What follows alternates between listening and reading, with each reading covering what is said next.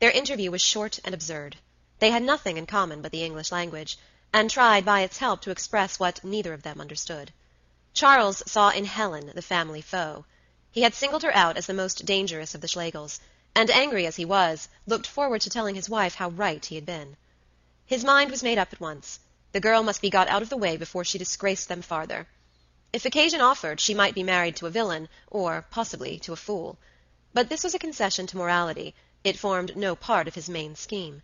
Honest and hearty was Charles's dislike, and the past spread itself out very clearly before him. Hatred is a skillful compositor. As if they were heads in a notebook, he ran through all the incidents of the Schlegels' campaign, the attempt to compromise his brother, his mother's legacy, his father's marriage, the introduction of the furniture, the unpacking of the same. He had not yet heard of the request to sleep at Howards End. That was to be their master stroke and the opportunity for his. But he already felt that Howards End was the objective, and, though he disliked the house, was determined to defend it. Tibby, on the other hand, had no opinions. He stood above the conventions. His sister had a right to do what she thought right. It is not difficult to stand above the conventions when we leave no hostages among them. Men can always be more unconventional than women, and a bachelor of independent means need encounter no difficulties at all. Unlike Charles, Tibby had money enough. His ancestors had earned it for him, and if he shocked the people in one set of lodgings, he had only to move into another. His was the leisure without sympathy, an attitude as fatal as the strenuous. A little cold culture may be raised on it, but no art. His sisters had seen the family danger, and had never forgotten to discount the gold islets that raised them from the sea. Tibby gave all the praise to himself, and so despised the struggling and the submerged. Hence the absurdity of the interview. The gulf between them was economic as well as spiritual. But several facts passed. Charles pressed for them with an impertinence that the undergraduate could not withstand. On what date had Helen gone abroad? To whom? Charles was anxious to fasten the scandal on Germany. Then, changing his tactics, he said roughly, "I suppose you realize that you are your sister's protector." "In what sense?" "If a man played about with my sister, I'd send a bullet through him. But perhaps you don't mind." "I mind very much," protested Tibby. "Who do you suspect, then? Speak out, man. One always suspects someone." "No one. I don't think so." Involuntarily he blushed. He had remembered the scene in his Oxford rooms. "You are hiding something," said Charles. As interviews go, he got the best of this one. "When you saw her last, did she mention anyone's name? Yes or no?" he thundered, so that Tibby started. "In my room she mentioned some friends called the Basts." "Who are the Basts?" "Friends of hers at Evie's wedding." "I don't remember." "But by great Scott, I do. My aunt told me about some tag-rag. Was she full of them when you saw her? Is there a man? Did she speak of the man? Or, look here, have you had any dealings with him?" Tibby was silent. Without intending it, he had betrayed his sister's confidence. He was not enough interested in human life to see where things will lead to. He had a strong regard for honesty, and his word, once given, had always been kept up to now.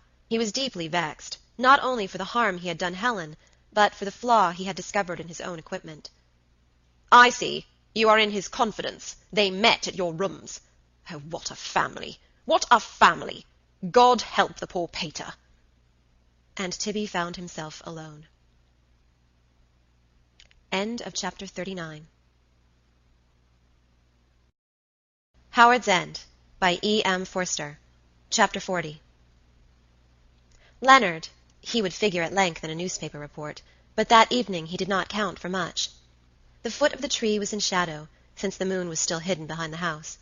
But above, to right, to left, down the long meadow, the moonlight was streaming. Leonard seemed not a man, but a cause. Perhaps it was Helen's way of falling in love, a curious way to Margaret, whose agony and whose contempt of Henry were yet imprinted with his image. Helen forgot people. They were husks that had enclosed her emotion. She could pity, or sacrifice herself, or have instincts, but had she ever loved in the noblest way, where man and woman, having lost themselves in sex, desire to lose sex itself in comradeship? Margaret wondered, but said no word of blame. This was Helen's evening. Troubles enough lay ahead of her, the loss of friends and of social advantages, the agony, the supreme agony of motherhood, which is even yet not a matter of common knowledge. For the present, let the moon shine brightly, and the breezes of the spring blow gently, dying away from the gale of the day, and let the earth, who brings increase, bring peace. Not even to herself dare she blame Helen. She could not assess her trespass by any moral code. It was everything or nothing. Morality can tell us that murder is worse than stealing, and group most sins in an order all must approve, but it cannot group Helen.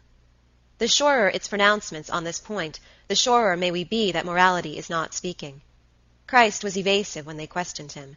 It is those that cannot connect who hasten to cast the first stone.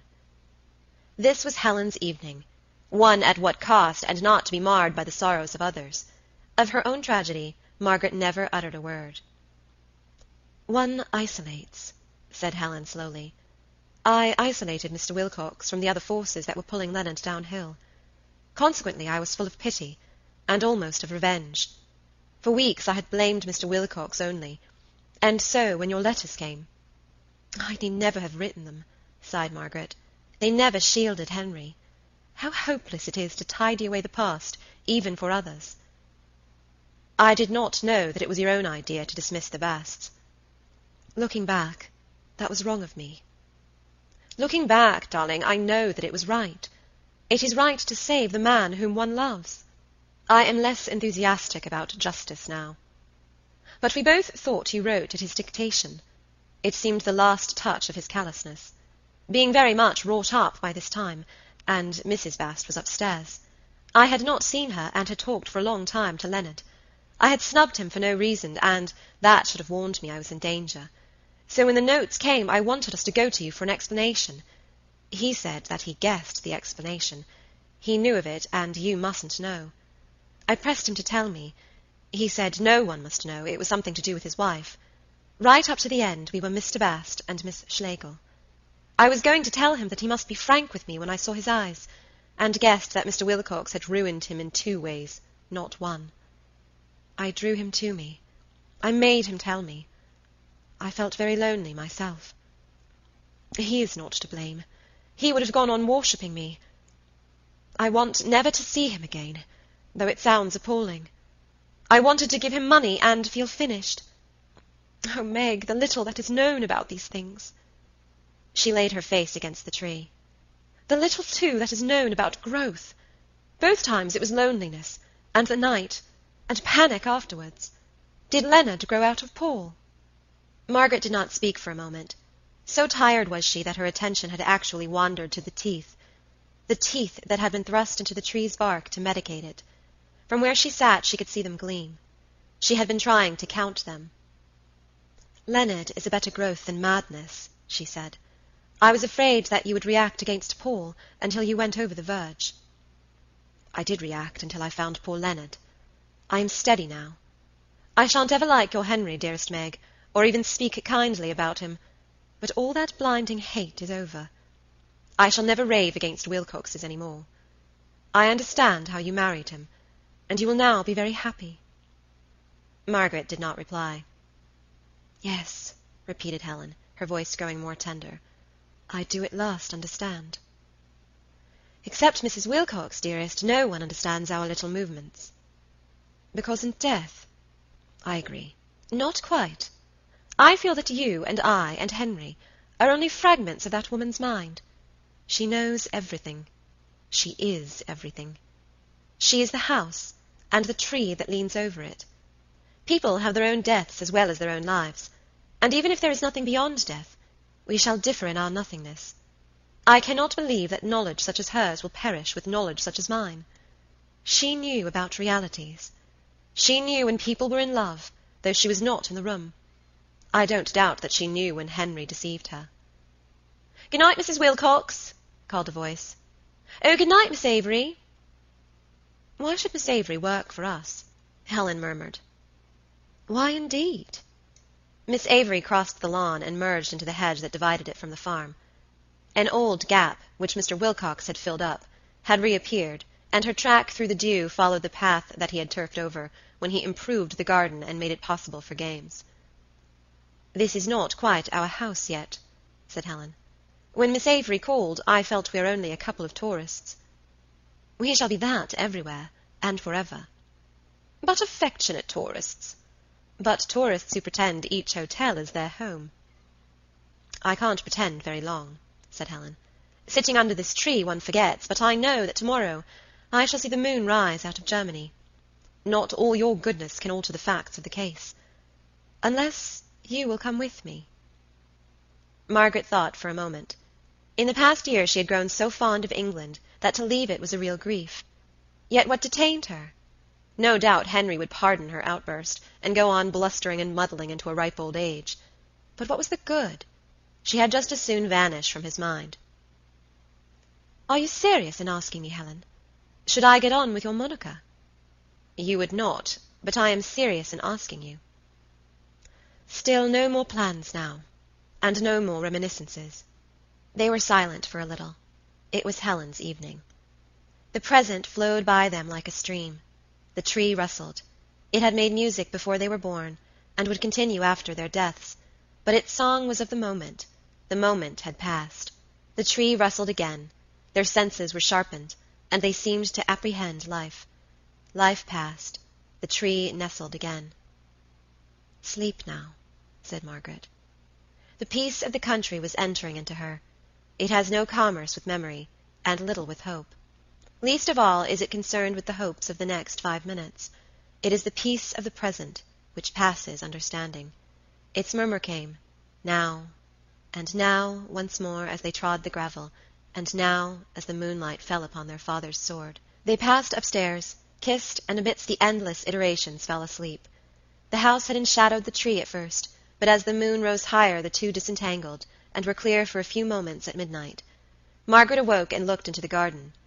How incomprehensible that Leonard Bast should have won her this night of peace. Was he also part of Mrs. Wilcox's mind? End of chapter 40. Howards End, by E. M. Forster. Chapter 41. Far different was Leonard's development. The months after Oniton, whatever minor troubles they might bring him, were all overshadowed by remorse. When Helen looked back, she could philosophize, or she could look into the future and plan for her child. But the father saw nothing beyond his own sin. Weeks afterwards, in the midst of other occupations, he would suddenly cry out, "Brute! You brute! I couldn't have!" and be rent into two people who held dialogues. Or brown rain would descend, blotting out faces and the sky. Even Jackie noticed the change in him. Most terrible were his sufferings when he awoke from sleep. Sometimes he was happy at first, but grew conscious of a burden hanging to him and weighing down his thoughts when they would move. Or little irons scorched his body, or a sword stabbed him.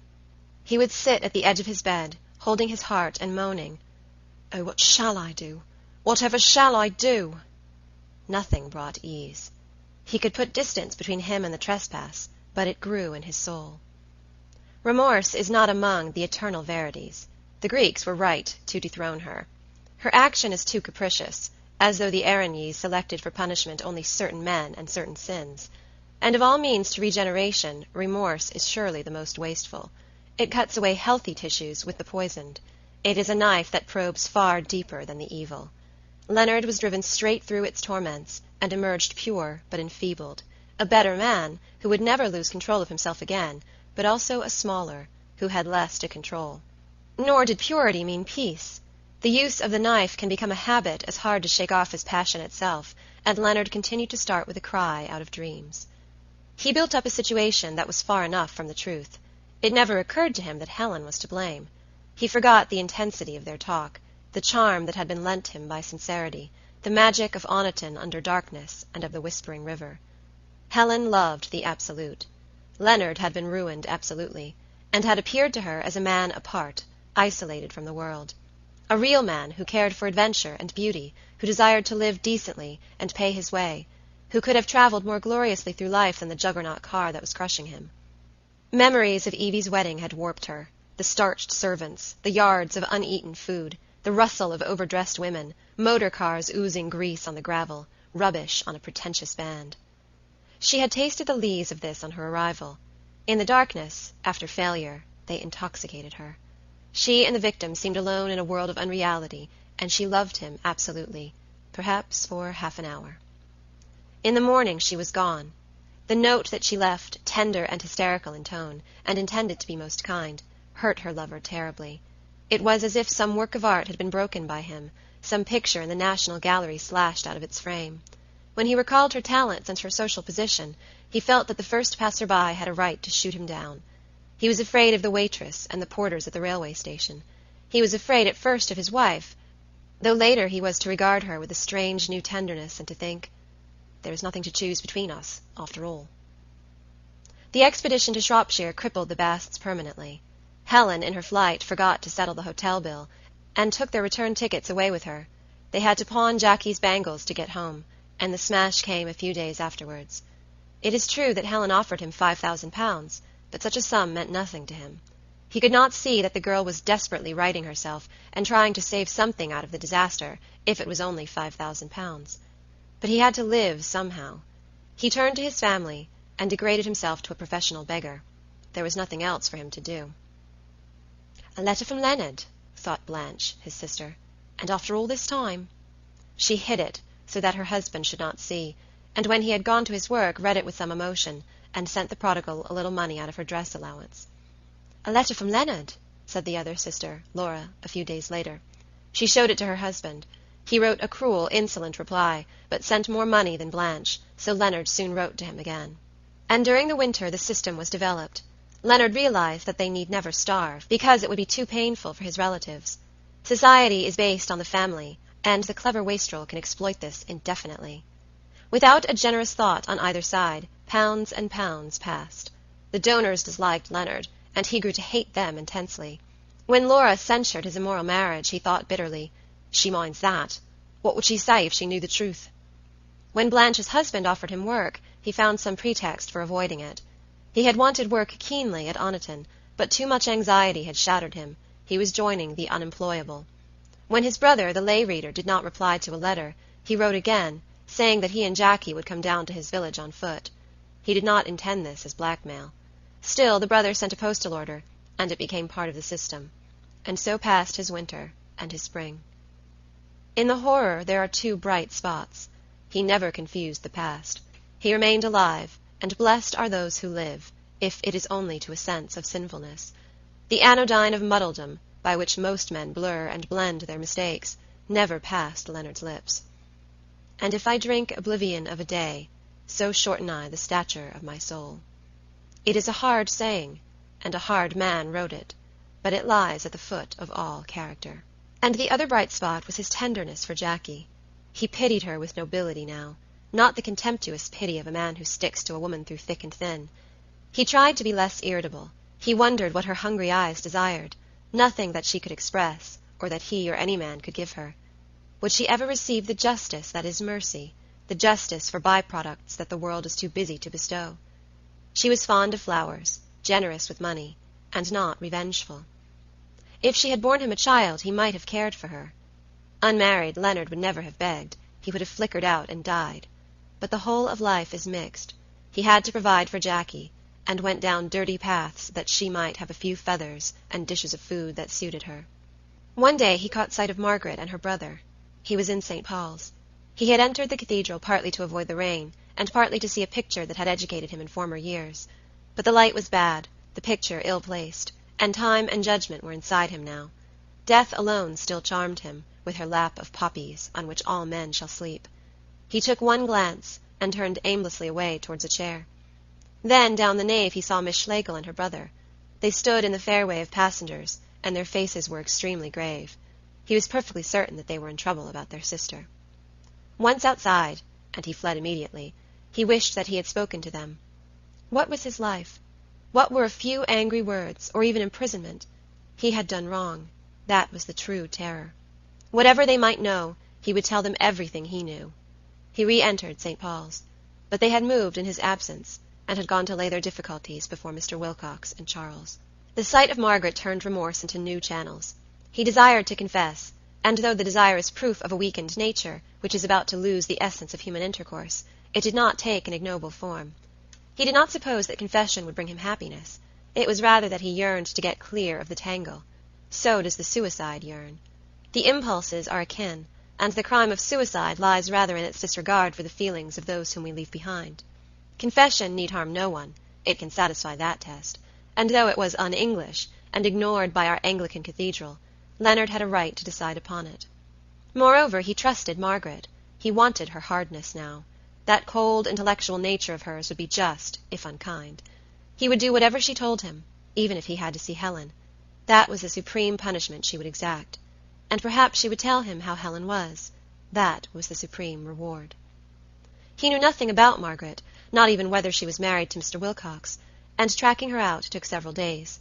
That evening he toiled through the wet to Wickham Place, where the new flats were now appearing. Was he also the cause of their move? Were they expelled from society on his account? Thence to a public library, but could find no satisfactory Schlegel in the directory. On the morrow he searched again. He hung about outside Mr. Wilcox's office at lunch-time, and as the clerks came out, said, "Excuse me, sir, but is your boss married?" Most of them stared. Some said, "What's that to you?" But one, who had not yet acquired reticence, told him what he wished. Leonard could not learn the private address. That necessitated more trouble with directories and tubes. Ducie Street was not discovered till the Monday, the day that Margaret and her husband went down on their hunting expedition to Howards End. He called at about 4:00. The weather had changed, and the sun shone gaily on the ornamental steps, black and white marble in triangles. Leonard lowered his eyes to them after ringing the bell. He felt in curious health. Doors seemed to be opening and shutting inside his body, and he had been obliged to sleep sitting up in bed, with his back propped against the wall. When the parlour-maid came, he could not see her face. The brown rain had descended suddenly. "Does Mrs. Wilcox live here?" he asked. "She's out," was the answer. "When will she be back?" "I'll ask," said the parlour-maid. Margaret had given instructions that no one who mentioned her name should ever be rebuffed. Putting the door on the chain, for Leonard's appearance demanded this, she went through to the smoking-room, which was occupied by Tibby. Tibby was asleep. He had had a good lunch. Charles Wilcox had not yet rung him up for the distracting interview. He said drowsily, "I don't know. Hilton. Howards End. Who is it?" "I'll ask, sir." "No, don't bother." "They have taken the car to Howards End," said the parlour-maid to Leonard. He thanked her and asked whereabouts that place was. "You appear to want to know a good deal," she remarked. But Margaret had forbidden her to be mysterious. She told him against her better judgment that Howards End was in Hertfordshire. "Is it a village, please?" "Village? It's Mr. Wilcox's private house. At least it's one of them. Mrs. Wilcox keeps the furniture there. Hilton is the village." "Yes, and when will they be back?" "Mr. Schlegel doesn't know. We can't know everything, can we?" She shut him out, and went to attend to the telephone, which was ringing furiously. He loitered away another night of agony. Confession grew more difficult. As soon as possible he went to bed. He watched a patch of moonlight cross the floor of their lodging, and, as sometimes happens when the mind is overtaxed, he fell asleep for the rest of the room, but kept awake for the patch of moonlight. Horrible. Then began one of those disintegrating dialogues. Part of him said, "Why horrible? It's ordinary light from the room." "But it moves." "So does the moon." "But it is a clenched fist." "Why not?" "But it is going to touch me." "Let it." And seeming to gather motion, the patch ran up his blanket. Presently a blue snake appeared, then another parallel to it. "Is there life in the moon?" "Of course. But I thought it was uninhabited." "Not by time, death, judgment, and the smallest snakes." "Smallest snakes?" said Leonard indignantly and aloud. "What a notion!" By a rending effort of the will he woke the rest of the room up. Jackie, the bed, their food, their clothes on the chair, gradually entered his consciousness, and the horror vanished outwards, like a ring that is spreading through water.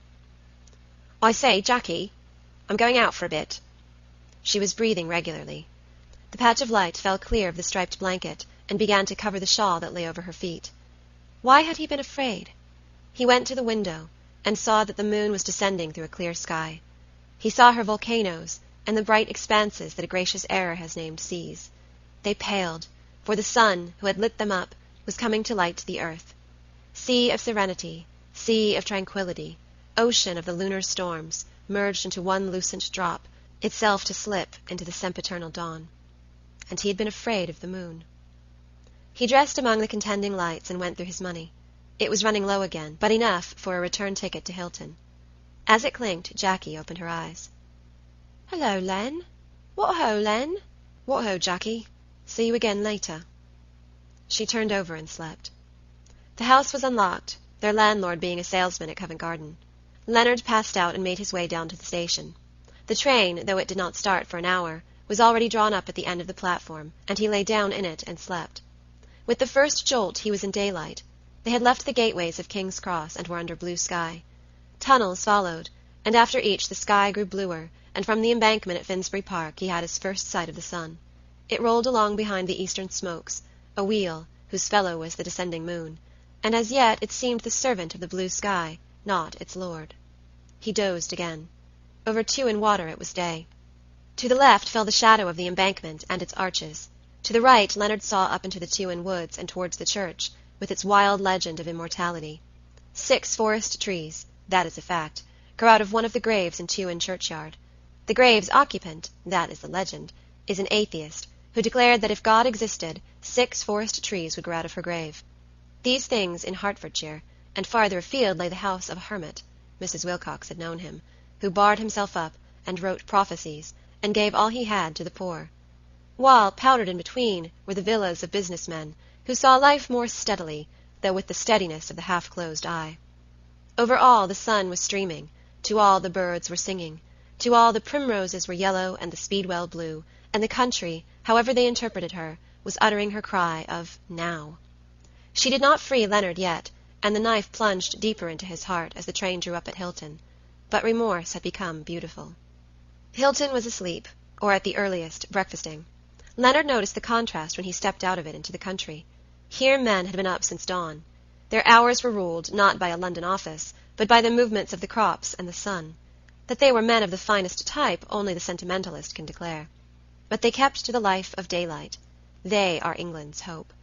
Clumsily they carry forward the torch of the sun, until such time as the nation sees fit to take it up. Half clodhopper, half school-board prig, they can still throw back to a nobler stock, and breed yeomen. At the chalk pit a motor passed him. In it was another type whom nature favors, the imperial. Healthy, ever in motion, it hopes to inherit the earth. It breeds as quickly as the yeoman, and as soundly.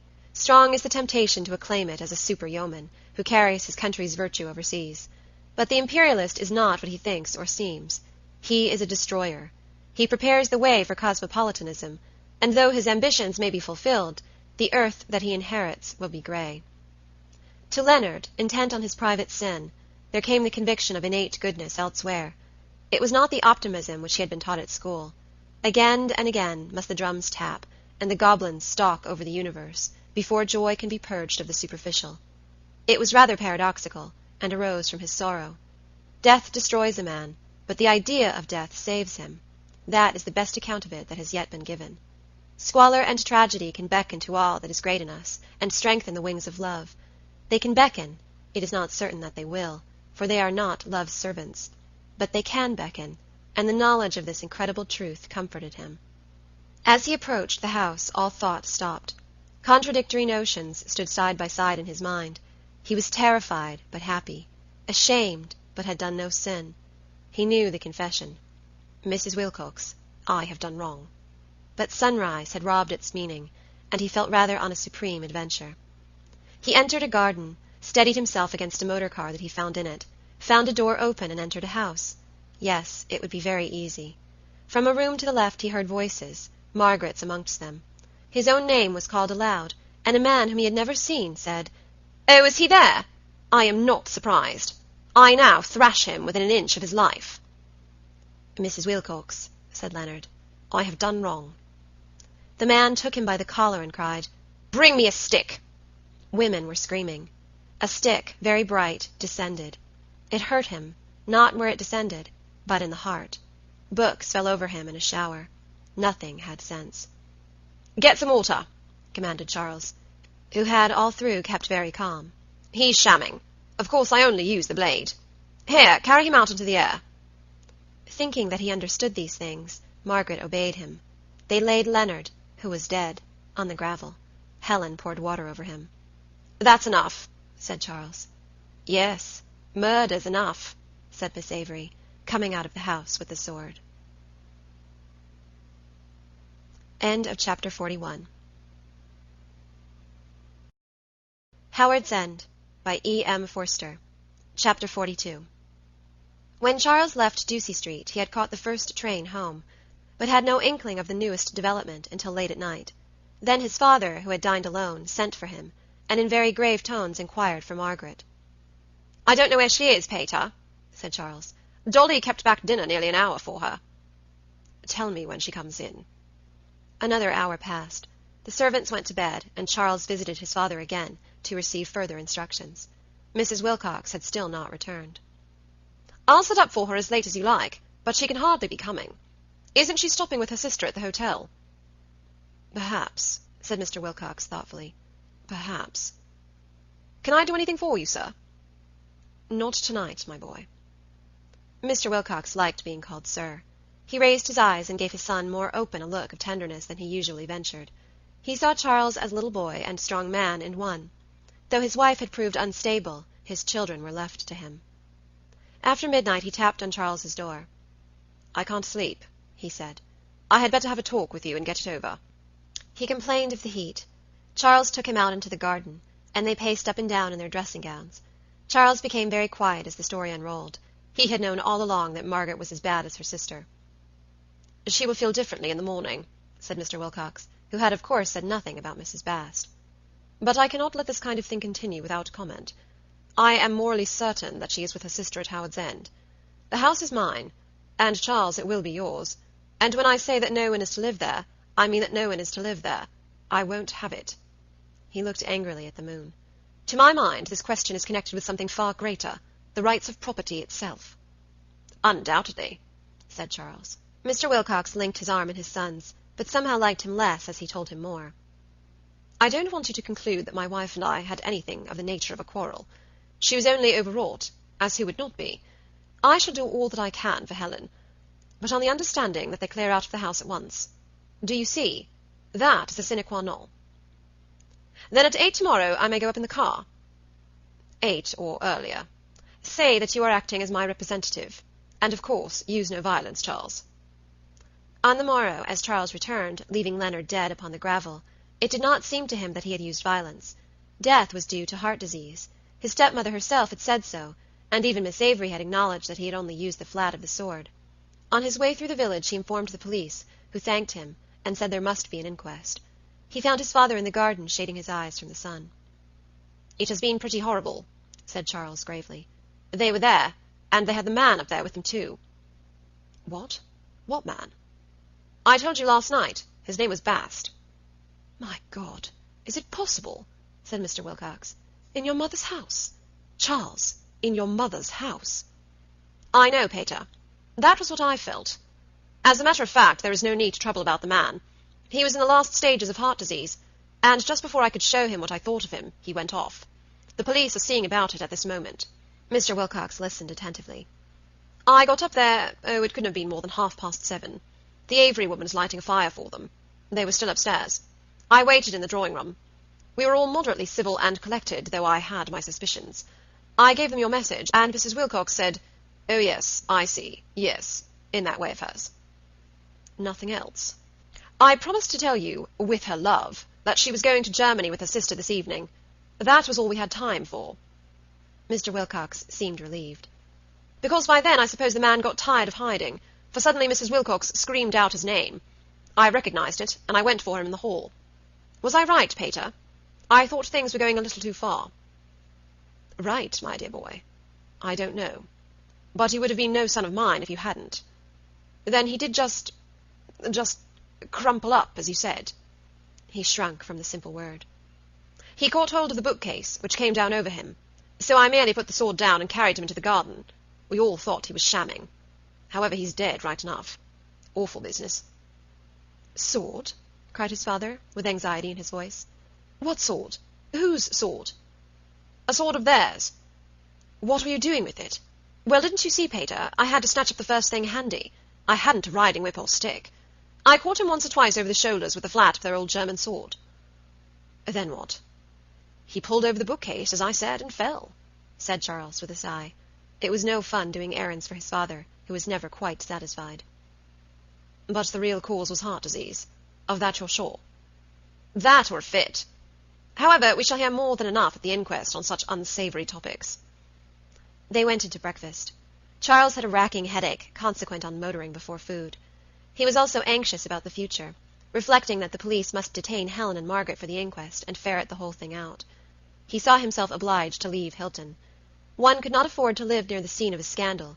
It was not fair on one's wife. His comfort was that the pater's eyes were opened at last. There would be a horrible smash-up, and probably a separation from Margaret. Then they would all start again, more as they had been in his mother's time. "I think I'll go round to the police station," said his father when breakfast was over. "What for?" cried Dolly, who had still not been told. "Very well, sir. Which car will you have?" "I think I'll walk." "It's a good half-mile," said Charles, stepping into the garden. "The sun's very hot for April. Shan't I take you up, and then perhaps a little spin round by Tuin?" "You go on as if I didn't know my own mind," said Mr. Wilcox fretfully. Charles hardened his mouth. "You young fellows' one idea is to get into a motor. I tell you I want to walk. I'm very fond of walking." "Oh, all right. I'm about the house if you want me for anything.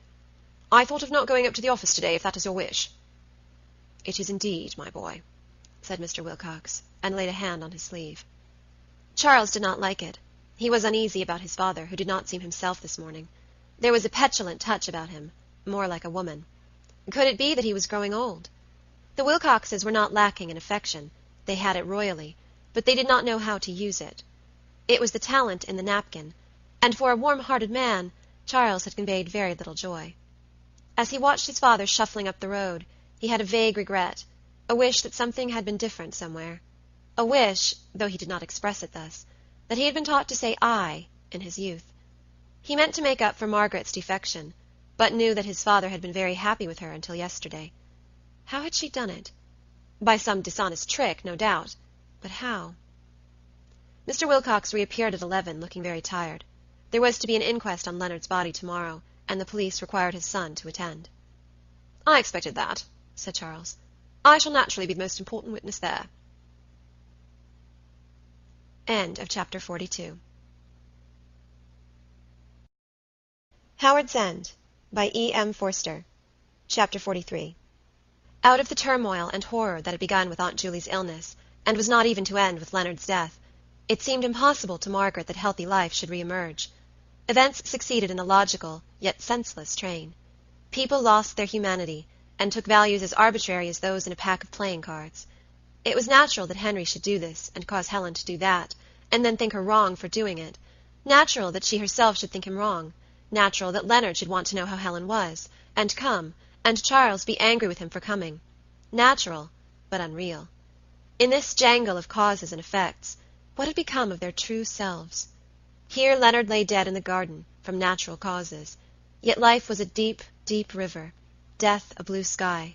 Life was a house, death a wisp of hay, a flower, a tower. Life and death were anything and everything, except this ordered insanity, where the king takes the queen, and the ace the king. Ah, no. There was beauty and adventure behind, such as the man at her feet had yearned for. There was hope this side of the grave. There were truer relationships beyond the limits that fetter us now. As a prisoner looks up and sees stars beckoning, so she, from the turmoil and horror of those days, caught glimpses of the diviner wheels. And Helen, dumb with fright, but trying to keep calm for the child's sake, and Miss Avery, calm, but murmuring tenderly, "No one ever told the lad he'll have a child." They also reminded her that horror is not the end. To what ultimate harmony we tend she did not know, but there seemed great chance that a child would be born into the world, to take the great chances of beauty and adventure that the world offers. She moved through the sunlit garden, gathering narcissi, crimson-eyed and white. There was nothing else to be done. The time for telegrams and anger was over, and it seemed wisest that the hands of Leonard should be folded on his breast, and be filled with flowers. Here was the father. Leave it at that. Let squalor be turned into tragedy, whose eyes are the stars, and whose hands hold the sunset and the dawn. And even the influx of officials, even the return of the doctor, vulgar and acute, could not shake her belief in the eternity of beauty. Science explained people, but could not understand them. After long centuries among the bones and muscles, it might be advancing to knowledge of the nerves, but this would never give understanding.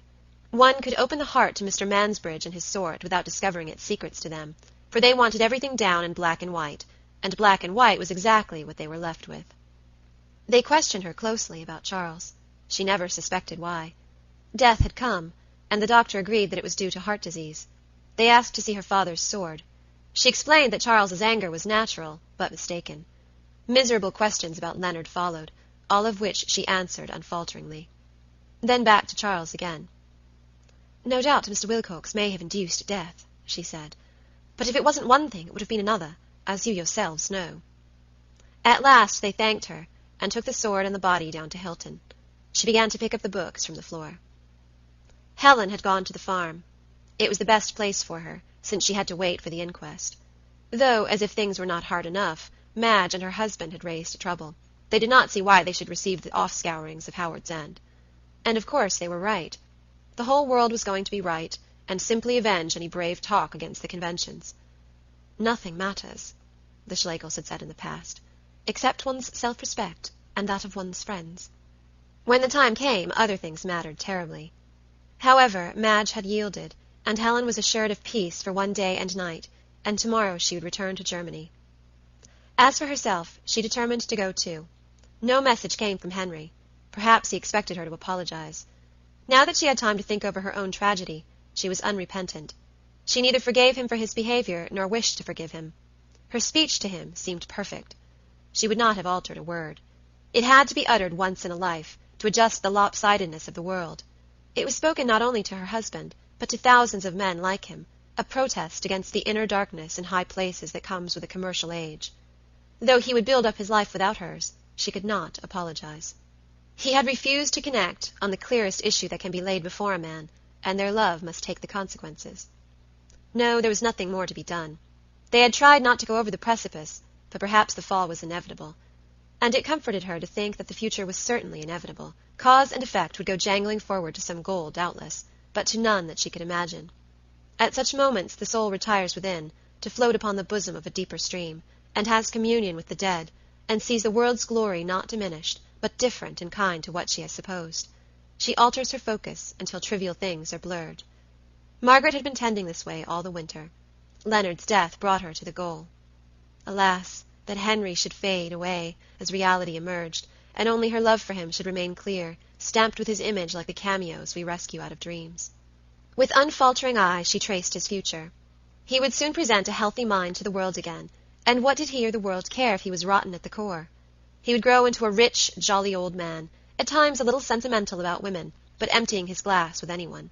Tenacious of power, he would keep Charles and the rest dependent, and retire from business reluctantly and at an advanced age. He would settle down, though she could not realize this. In her eyes Henry was always moving, and causing others to move, until the ends of the earth met. But in time he must get too tired to move, and settle down. What next? The inevitable word. The release of the soul to its appropriate heaven. Would they meet in it? Margaret believed in immortality for herself.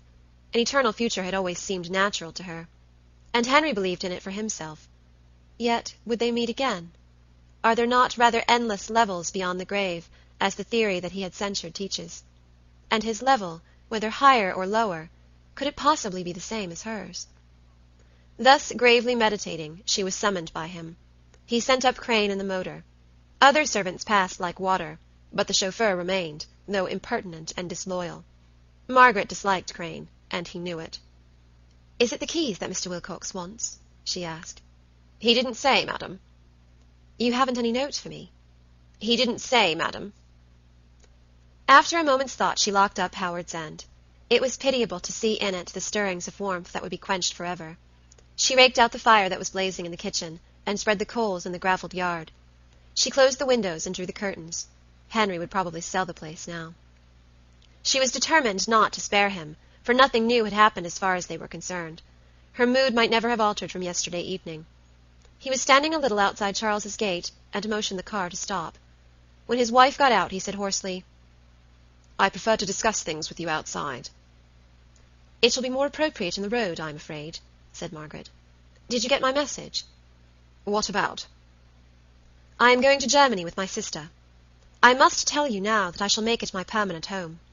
Our talk last night was more important than you have realized. I am unable to forgive you, and am leaving you." "I am extremely tired," said Henry in injured tones. "I have been walking about all the morning, and wish to sit down." "Certainly, if you will consent to sit on the grass."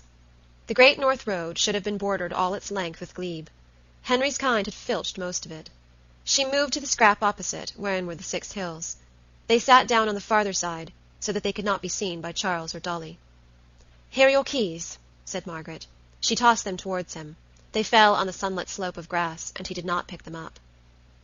"I have something to tell you," he said gently. She knew this superficial gentleness, this confession of hastiness, that was only intended to enhance her admiration of the male. "I don't want to hear it," she replied. "My sister is going to be ill. My life is going to be with her now. We must manage to build up something, she and I and her child." "Where are you going?" "Munich. We start after the inquest, if she is not too ill." "After the inquest?" "Yes." "Have you realized what the verdict at the inquest will be?" "Yes, heart disease." "No, my dear. Manslaughter." Margaret drove her fingers through the grass. The hill beneath her moved as if it was alive. "Manslaughter," repeated Mr. Wilcox. "Charles may go to prison. I dare not tell him. I don't know what to do. What to do. I'm broken. I'm ended." No sudden warmth arose in her. She did not see that to break him was her only hope. She did not enfold the sufferer in her arms. But all through that day and the next, a new life began to move. The verdict was brought in. Charles was committed for trial. It was against all reason that he should be punished, but the law, being made in his image, sentenced him to 3 years' imprisonment. Then Henry's fortress gave way. He could bear no one but his wife. He shambled up to Margaret afterwards, and asked her to do what she could with him. She did what seemed easiest. She took him down to recruit at Howards End. End of chapter 43. Howards End, by E.M. Forster. Chapter 44. Tom's father was cutting the big meadow. He passed again and again amid whirring blades and sweet odors of grass, encompassing with narrowing circles the sacred center of the field. Tom was negotiating with Helen. "I haven't any idea," she replied. "Do you suppose baby may, Meg?" Margaret put down her work and regarded them absently. "What was that?" she asked. "Tom wants to know whether baby is old enough to play with hay." "I haven't the least notion," answered Margaret, and took up her work again. "Now, Tom, baby is not to stand. He is not to lie on his face. He is not to lie so that his head wags. He is not to be teased or tickled. And he is not to be cut into 2 or more pieces by the cutter. Will you be as careful as all that?" Tom held out his arms. "That child is a wonderful nursemaid," remarked Margaret. "He is fond of baby. That's why he does it," was Helen's answer. "They're going to be lifelong friends." "Starting at the ages of 6 and 1? "Of course. It will be a great thing for Tom." "It may be a greater thing for baby." 14 months had passed, but Margaret still stopped at Howards End. No better plan had occurred to her. The meadow was being recut, the great red poppies were reopening in the garden. July would follow with the little red poppies among the wheat, August with the cutting of the wheat. These little events would become part of her, year after year. Every summer she would fear lest the well should give out, every winter lest the pipes should freeze, every westerly gale might blow the wych-elm down and bring the end of all things, and so she could not read or talk during a westerly gale. The air was tranquil now. She and her sister were sitting on the remains of Evie's rockery, where the lawn merged into the field. "What a time they all are," said Helen. "What can they be doing inside?" Margaret, who was growing less talkative, made no answer. The noise of the cutter came intermittently, like the breaking of waves. Close by them a man was preparing to scythe out one of the dell holes. "I wish Henry was out to enjoy this," said Helen. "This lovely weather, and to be shut up in the house. It's very hard." "It has to be," said Margaret. "The hay fever is his chief objection against living here, but he thinks it worth while. Meg, is or isn't he ill? I can't make out." "Not ill. Eternally tired. He has worked very hard all his life and noticed nothing. Those are the people who collapse when they do notice a thing." "I suppose he worries dreadfully about his part of the tangle." "Dreadfully. That is why I wish Dolly had not come too today. Still, he wanted them all to come. It has to be." "Why does he want them?" Margaret did not answer. "Meg, may I tell you something? I like Henry." "You'd be odd if you didn't," said Margaret. I usedn't to. Usedn't? She lowered her eyes a moment to the black abyss of the past. They had crossed it, always excepting Leonard and Charles. They were building up a new life, obscure, yet gilded with tranquillity. Leonard was dead. Charles had 2 more years in prison.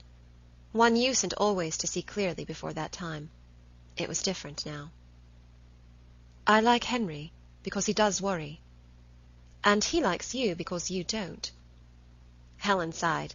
She seemed humiliated and buried her face in her hands. After a time she said, above love, a transition less abrupt than it appeared.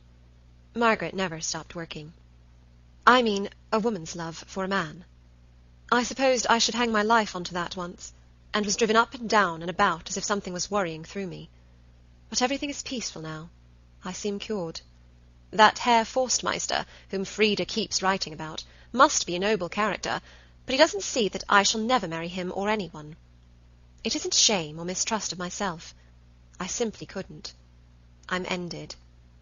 I used to be so dreamy about a man's love as a girl, and think that for good or evil love must be the great thing. But it hasn't been. It has been itself a dream. Do you agree? I do not agree. I do not. I ought to remember Leonard as my lover, said Helen, stepping down into the field. I tempted him, and killed him, and it is surely the least I can do. I would like to throw out all my heart to Leonard on such an afternoon as this, but I cannot. It is no good pretending. I am forgetting him. Her eyes filled with tears. How nothing seems to match! How my darling, my precious— She broke off. Tommy! Yes, please. Baby's not to try and stand. There's something wanting in me. I see you loving Henry and understanding him better daily, and I know that death wouldn't part you in the least. But I— Is it some awful, appalling criminal defect? Margaret silenced her. She said, It is only that people are far more different than is pretended. All over the world, men and women are worrying because they cannot develop as they are supposed to develop. Here and there they have the matter out, and it comforts them. Don't fret yourself, Helen. Develop what you have. Love your child. I do not love children. I am thankful to have none. I can play with their beauty and charm, but that is all. Nothing real. Not one scrap of what there ought to be. And others go farther still, and move outside humanity altogether. A place, as well as a person, may catch the glow. Don't you see that all this leads to comfort in the end? It is part of the battle against sameness. Differences, eternal differences, planted by God in a single family, so that there may always be colour. Sorrow, perhaps, but colour in the daily grey. Then I can't have you worrying about Leonard. Don't drag in the personal when it will not come. Forget him, yes. Yes, but what has Leonard got out of life? Perhaps an adventure. Is that enough? Not for us, but for him. Helen took up a bunch of grass. She looked at the sorrel, and the red and white and yellow clover, and the Quaker grass, and the daisies, and the bents that composed it. She raised it to her face. Is it sweetening yet? Asked Margaret. No, only withered. It will sweeten tomorrow. Helen smiled. Oh, Meg, you are a person, she said. Think of the racket and torture this time last year. But now I couldn't stop unhappy if I tried. What a change! And all through you. Oh, we merely settled down. You and Henry learnt to understand one another and to forgive, all through the autumn and the winter. Yes, but who settled us down? Margaret did not reply. The scything had begun, and she took off her pince-nez to watch it. You, cried Helen. You did it all, sweetest, though you're too stupid to see. Living here was your plan. I wanted you, he wanted you, and everyone said it was impossible, but you knew. Just think of our lives without you, Meg. I and baby with Monica, revolting by theory. He handed about from Dolly to Evie. But you picked up the pieces and made us a home. Can't it strike you, even for a moment, that your life has been heroic? Can't you remember the 2 months after Charles's arrest, when you began to act, and did all? You were both ill at the time, said Margaret. I did the obvious things. I had 2 invalids to nurse. Here was a house, ready furnished and empty. It was obvious. I didn't know myself it would turn into a permanent home. No doubt I have done a little towards straightening the tangle, but things that I can't phrase have helped me." "I hope it will be permanent," said Helen, drifting away to other thoughts. "I think so. There are moments when I feel Howards End peculiarly our own. All the same, London's creeping." She pointed over the meadow, over 8 or 9 meadows, but at the end of them was a red rust. "You see that in Surrey, and even Hampshire now," she continued. "I can see it from the Purbeck Downs. And London is only part of something else, I'm afraid. Life's going to be melted down all over the world."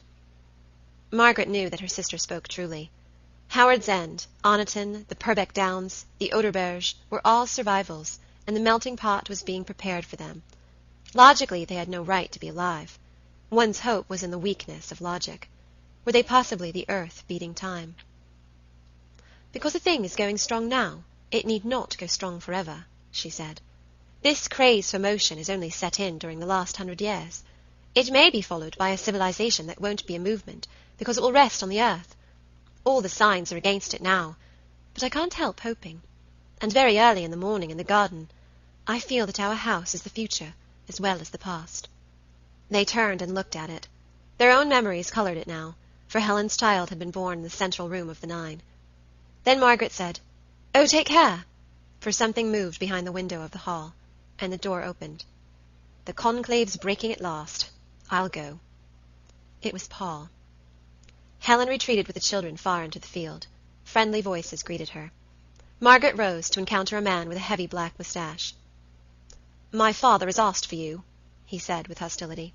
She took her work and followed him. "We have been talking business," he continued, "but I dare say you knew all about it beforehand." "Yes, I did." Clumsy of movement, for he had spent all his life in the saddle, Paul drove his foot against the paint of the front door. Mrs. Wilcox gave a little cry of annoyance. She did not like anything scratched. She stopped in the hall to take Dolly's boa and gloves out of a vase.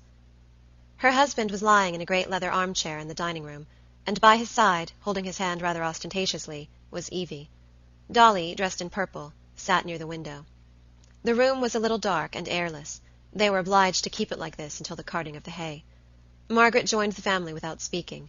The 5 of them had met already at tea, and she knew quite well what was going to be said. Averse to wasting her time, she went on sewing. The clock struck 6. "Is this going to suit everyone?" said Henry in a weary voice. He used the old phrases, but their effect was unexpected and shadowy. "Because I don't want you all coming here later on and complaining that I've been unfair." "It's apparently got to suit us," said Paul. "I beg your pardon, my boy. You have only to speak, and I will leave the house to you instead." Paul frowned ill-temperedly, and began scratching at his arm. "As I've given up the outdoor life that suited me, and I have come home to look after the business, it's no good my settling down here," he said at last. "It's not really the country, and it's not the town." "Very well. Does my arrangement suit you, Evie?" "Of course, father." "And you, Dolly?" Dolly raised her faded little face, which sorrow could wither but not steady.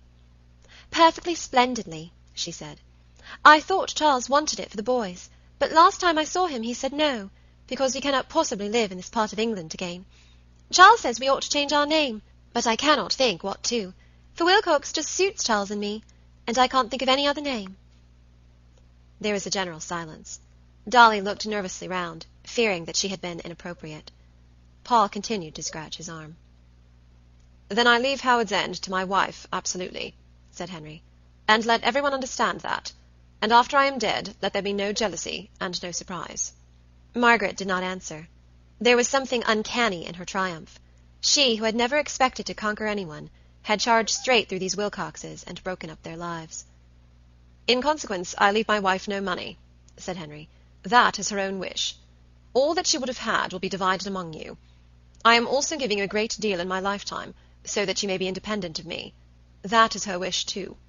She also is giving away a great deal of money. She intends to diminish her income by half during the next 10 years. She intends, when she dies, to leave the house to her nephew, down in the field. Is that all clear? Does everyone understand?" Paul rose to his feet. He was accustomed to natives, and very little shook him out of the Englishman. Feeling manly and cynical, he said, "Down in the field? Oh, come. I think we might have had the whole establishment, pickaninnies included. Mrs. Cahill whispered, Don't, Paul. You promised you'd take care. Feeling a woman of the world, she rose and prepared to take her leave. Her father kissed her. Goodbye, old girl, he said. Don't you worry about me. Goodbye, Dad. Then it was Dolly's turn. Anxious to contribute, she laughed nervously and said, Goodbye, Mr. Wilcox. It does seem curious that Mrs. Wilcox should have left Margaret Howards End, and yet she gets it after all. From Evie came a sharply drawn breath. Goodbye, she said to Margaret, and kissed her. And again fell the word, like the ebb of a dying sea. Goodbye. Goodbye, Dolly. So long, Father. Goodbye, my boy. Always take care of yourself. Goodbye, Mrs. Wilcox. Goodbye. Margaret saw their visitors to the gate. Then she returned to her husband and laid her head in his hands. He was pitiably tired. But Dolly's remark had interested her. At last she said, Could you tell me, Henry, what was that about Mrs. Wilcox having left me Howards End? Tranquilly he replied, Yes, she did. But that is a very old story. When she was ill, and you were so kind to her, she wanted to make you some return, and, not being herself at the time, scribbled Howards End on a piece of paper. I went into it thoroughly, and as it was clearly fanciful, I set it aside, little knowing what my Margaret would be to me in the future. Margaret was silent. Something shook her life in its inmost recesses, and she shivered. I didn't do wrong, did I? He asked, bending down. You didn't, darling. Nothing has been done wrong. From the garden came laughter. Here they are at last, exclaimed Henry, disengaging himself with a smile. Helen rushed into the gloom, holding Tom by one hand and carrying her baby on the other. There were shouts of infectious joy. The field's cut, Helen cried excitedly. The big meadow. We've seen to the very end, and it'll be such a crop of hay as never. Weybridge, 1908 to 1910. End of Howards End by E. M. Forster.